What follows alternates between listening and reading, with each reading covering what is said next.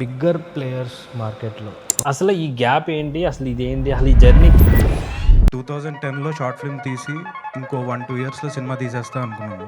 2016 నుంచి మా అందరికన్నా ముందు డైరెక్టర్ అవ్వాలన్న క్లారిటీ ఉన్న ఏకైక యూట్యూబర్ తను.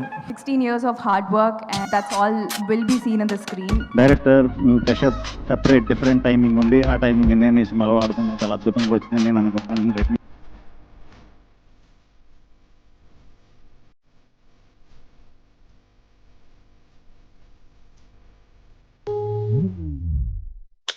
డోర్ క్లోజ్ చేయి.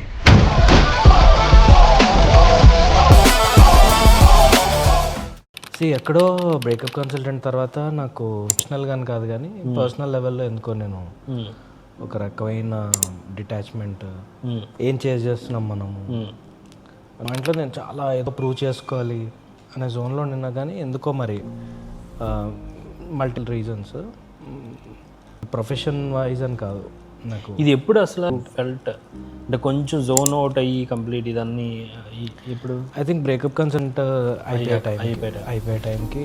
ఓకే. ఎందుకంటే ఐ వాజ్ లైక్ 15 యాప్ రావాలంటే ఆ వెయిట్ చేసినండి.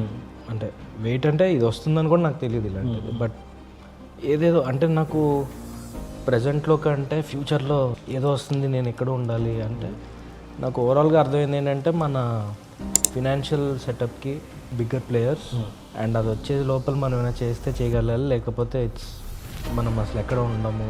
అండ్ ఆల్సో ఒక టీమ్ని సెట్ చేయడానికి ఎంత కష్టపడతామో అది ఇలా పోవటానికి ఇలా అయిపోతుంది. Like okay, there are bigger players మార్కెట్లో.